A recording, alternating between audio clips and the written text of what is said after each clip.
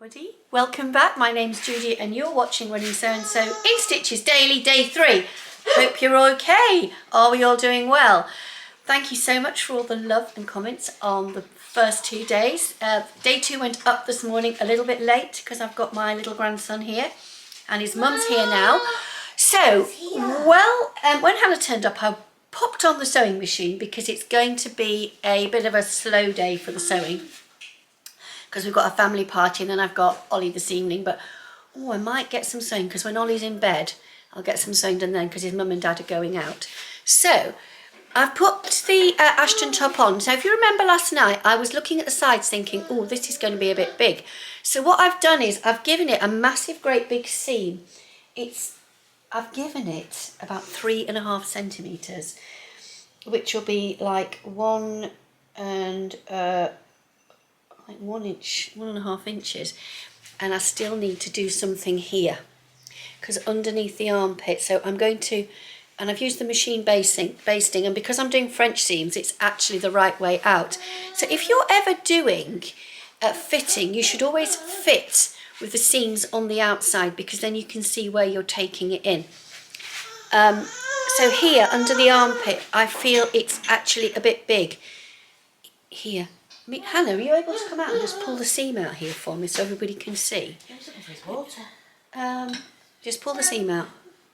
No, not that bit. Oh, sorry, this bit here. Yeah, just the seam there so people can see how big it is, because there's actually quite a lot there, isn't there? There is. And I think that needs to come back in. So what I will do later is I'm going to whip that in a little bit more and then just grade it into the side, because around the bottom, if it's meant to be loose, it is nice and loose at the bottom. I'll just spin you around. So here we are, camera turned down. So it is nice and loose round the bottom. I could perhaps lose a little bit more. Could lose another 1.5 inches all the way around. It would be fine because it is very, as you come up, you will see how voluminous. Please excuse the hand. Please, you see how voluminous it is around here. And the fabric feels beautiful, and I was thinking about the top here, and whilst the top is a bit big, I perhaps should have done a size 4, but I've done this to my measurements. I think we've told you myself, I've done a size 6. I should perhaps have done a size 4 because the neck is quite large. But on a hot day you need something that's nice and loose and is going to let you breathe. So I'm going to pop off now. I will be back in a few hours' time. Hannah. Yeah. We were going to go for further, but we've now got grey clouds coming over. But it's so muggy out there. What we decided to do was to turn back because I saw a really interesting article on the news when we had the heat wave a couple of weeks ago about walking dogs in the heat. Now, I'm a bit paranoid about it, and I'm really sorry if you disagree with this, but I have a chart for when I run with the dogs, and there's a temperature over which you can't, or you, not can't is the wrong word, you're advised not to run your dogs or give your dogs any form of exercise. So I take the view that running, well, if they're not running with me and I take them for a walk and let them off the lead, they're running. And it's actually, you'd be surprised, but it's the feels like temperature is maximumed out at 20 because it's the humidity in the air. So the BBC weather app actually tells you what the temperature is for that hour, but it also tells you what it meant to feel like. So we were out and the temperature for walking was fine, but as we were walking it appeared to be getting hotter, so we decided to turn round. But one of the things I saw on the local news was a dog walker had taken her dog out and she was saying they need to lay down in water. So it meant that they got to go past the beck twice and to lay down in the water twice. So they lay down in the water, and then Poppy went through a run through a field and got herself covered in little like fluffy seed things. Black dog covered in white seed dots. Thank goodness they've all blown off before we got home. Anyway, because we're back earlier, I have just redone those side seams. So I'm going to pop the top on in a minute. But I realised after I'd done the first bit of filming that some of you would be going, but it won't match under the sleeves. It won't match under the sleeves because what I will do is I will actually cut off the excess. I've got the first line. So what I've done is I've gone in by another 1.5 5/8 of an inch. So I will cut off to 5/8 of an inch, because when I do my French seams, I think first seam at 2/8 of an inch, second seam at 3/8 of an inch. It's crazy, isn't it? But then I had this thought, because I'm doing the version with the facing on the bottom, so I have these facing pieces. Now these facing pieces are designed to be the same size as the bottom of the garment here. So what I'm going to do is I'm going to attach the facing pieces. I'm going to roll the hem so that I've got that neat hem, and then undo it a little bit. And then when I sew up the side seams on the French seams, I will take the facing into it. But because it'll be on, I'll be cutting it down so it's exactly the same length. When I do it, I'll show you exactly what I'm doing, because when I actually do the seams, before I cut anything, I shall make certain that these underarm seams do actually match. I suspect they won't match properly. Oh my gosh, I was going to say I suspect they don't match properly, but they do. That's a miracle. But that, I need to make certain that those seams do meet up properly, so you've got that lovely curve of your armhole going through. So let's change the top. Are we ready? I love doing this. I wonder if it'll work.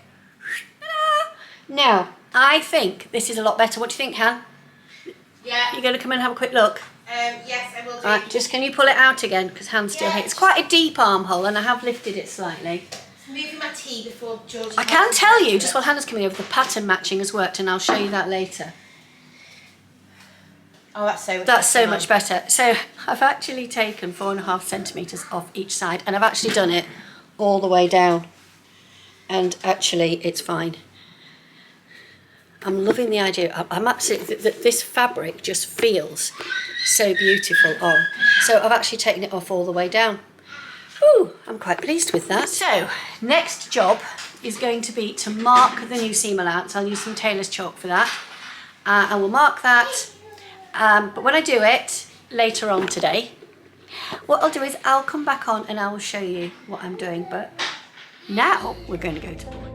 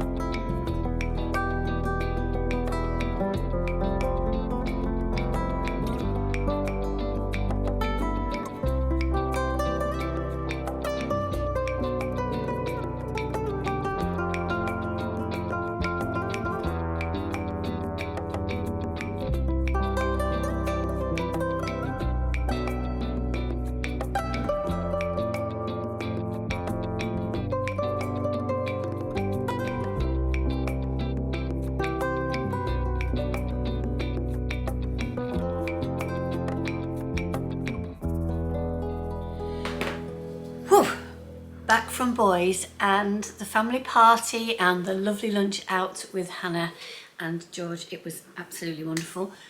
Oliver is asleep upstairs because I'm babysitting again. Goodness me, it's got to the school holidays and it's grandma babysitting services. But he's asleep. And I know from Tuesday night that he will sleep. So I can sneak back in here and I can do some sewing. So I am wearing, this morning I was wearing before my Ashton top, I forgot to tell you. I was actually wearing my Skyline t-shirt by Sew House 7. So I put that back over there. And I actually got really hot because it's quite close fitting. And it's that really elastically stretchy jersey from Boys. And I got really hot, especially when I was out on the walk with it. But now I've got my old Marlowe cardigan on. Sorry for the pause there. I had a yawn because I think I've done so much babysitting. I've got another Sylvie dress on. So just going to put that up because it's just got a little bit cold. So shall we get on with fixing the problem with the Ashton top, which is it's too big. You're going to be thinking, is she going to get everything done? Well, the answer is yes. I've got another day with my family, and then I've got some downtime when I've actually got more time to do my sewing. I knew this was coming. So let's go and turn the camera down and let's show you what it is that I am doing. Well, that's jumping ahead with the instructions. So the bit that I'm altering is it's instruction 22, where you actually put the facing band in a loop and join it on. Now I'm going to join it on as two separate pieces, and the side seam that's shown here I will create when I am doing the side seam of the actual top. I'm going to sew straight through it because this is attached to the bottom. So what I'm going to do is I'm going to iron the little hem up here that they're asking us to do at 1 centimetre or 3/8 of an inch. I'm going to put that on now, and then I am going to stitch this to the bottom of the front and the bottom of the back. So fold the unnotched hem of the hem facing towards the wrong side and press 1 centimetre. So let's get on with that. Just coming on quickly to say, I've got the bit sewn down, and there's a sneaky cheat you can do to get that crisp edge at the bottom rather than rolling. You need to in this particular case it will work. When you round a curve, rolling that hem and tacking it down, you know, I can hear my sewing teacher, Mrs. Barnaby, and I can hear my mum's friend Sue and my friend Lynn's mum going, no, got to roll those hems, Judy, you need that crisp edge. Take your time, it'll be better. But the cheats way of doing it, if you can, is to iron the seam flat, which is what I'm doing now, and then you fold it back on itself, and it will give you that crisp finish. When you fold it back like so and you snip it, you've got the crisp finish. Whoops, there you go. Oh, there you go. You've got the crisp finish. All right? So I'm going to do that on both sides, and then I'll be back in a minute to show you about taking where I've marked it for cutting it, because I've come up with an idea. Oh, I think I'm going to start fighting the light soon, folks. Oh, that's too bright. I'm going to stick with it for the moment. So what I've got here, down the side here is, and I've got my camera is really to the side. There we go. Let me just push this down here.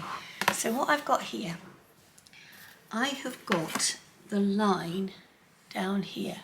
So I'm going to hold it up to the lens. What I actually need to do is to remove the fabric along that line. And that's it.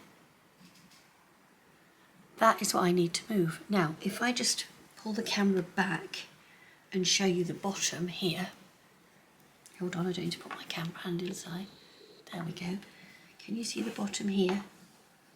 Here we have on, and it's really hard to spot it, but here's the line of stitching.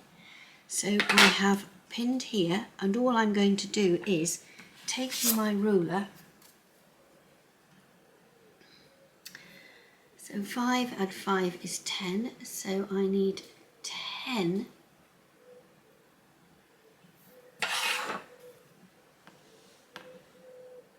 little inchy things, which is that one there. I'm going to take the chalk and I'm going to mark it on here. That's it. That gives, there is a mark down here, and I am now going to cut down there, and I have got a line of stitching here still in.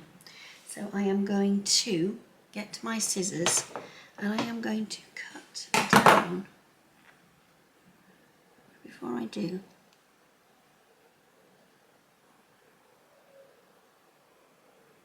just going to make certain that is lined up there. It is. In fact, I'm just going to put that there.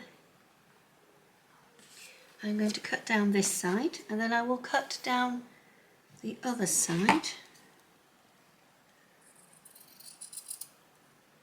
And because I've left in the line of basting stitches, and it was my machine has a basting stitch in it, and I suspect that a lot of machines have a basting stitch, that is how I have managed to achieve the mark. So what I'm going to do now is, because light is failing, I'm going to stop filming and I'm going to finish the garment, and I shall come back to you because that's a bit of a challenge. Everything else on tomorrow's video is already... Well, according to my phone,